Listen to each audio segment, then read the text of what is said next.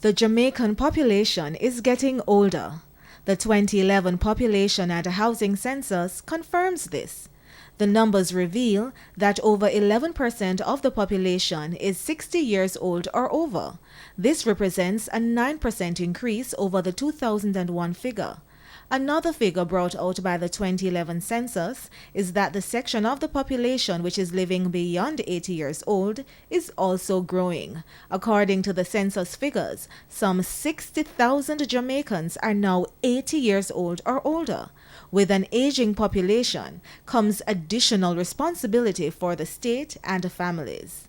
You're going to have a whole cohort, 300,000, with another 100,000 joining it over the next 5 years, of relatively healthy people, 92% of which are physically healthy.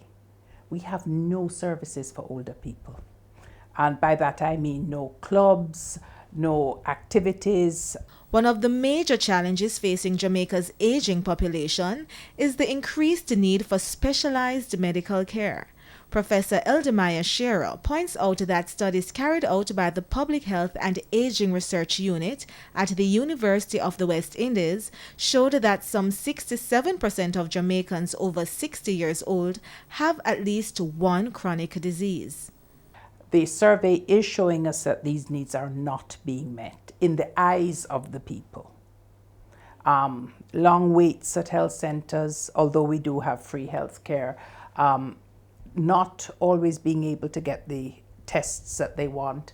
A major area of need that was identified was in medications, despite more than 50% having both NHF and JADEP. These are areas that we need to probe more. The National Health Fund, NHF, and the Jamaica Drug for the Elderly Program, JADEP, were introduced to help subsidize the cost of well-needed medication for Jamaica's senior citizens. But Professor Eldemaya Shearer points to some shortfall within the program. It's not enough because not all the drugs are on it. And certainly for JADEP, it's a limited set. The drugs for dementia are not on either program. And dementia is, Alzheimer's dementia, vascular dementia is going to become increasingly a need given the increase in that over 80.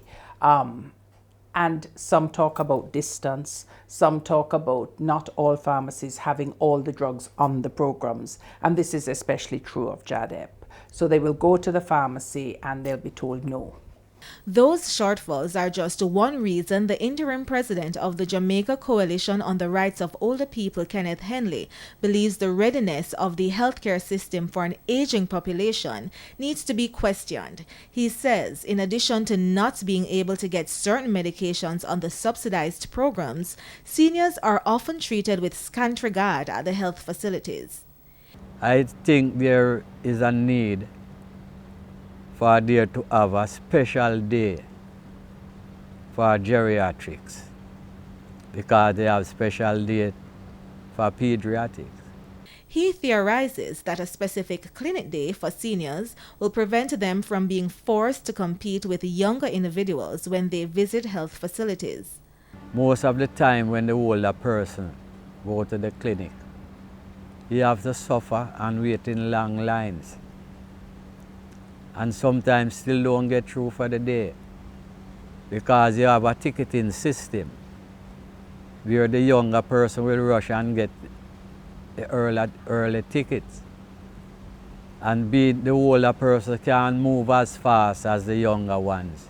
You get attention quicker. The older the population gets, the more reliant will individuals become on pension schemes, whether public or private. I think that we need to find a way either to improve NIS in terms of its payments and make that our pension.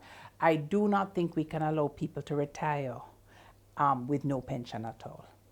And it is obvious to me that the usual methods of trying to educate and to talk are not working because we have less than 16% of the country contributing to a private pension other than NIS or government.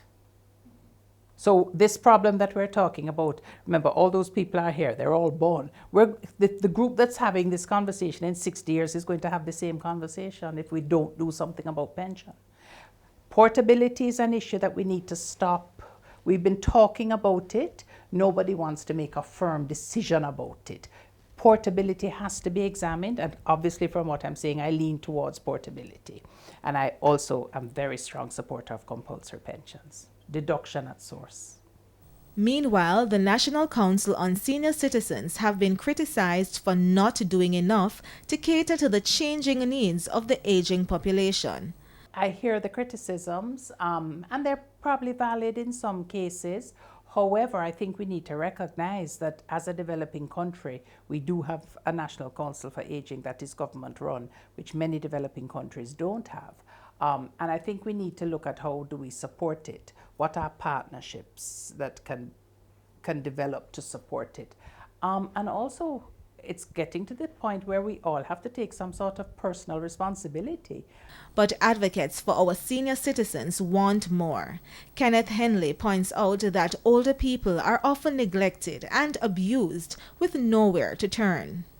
You should have a special bureau where you could go and make a complaint, and that complaint is investigated. Just like the children's rights. If anybody abuse a child, you could go to the authorities with children's rights and they will investigate it. But most often than not, they don't bother care to investigate anything about old people.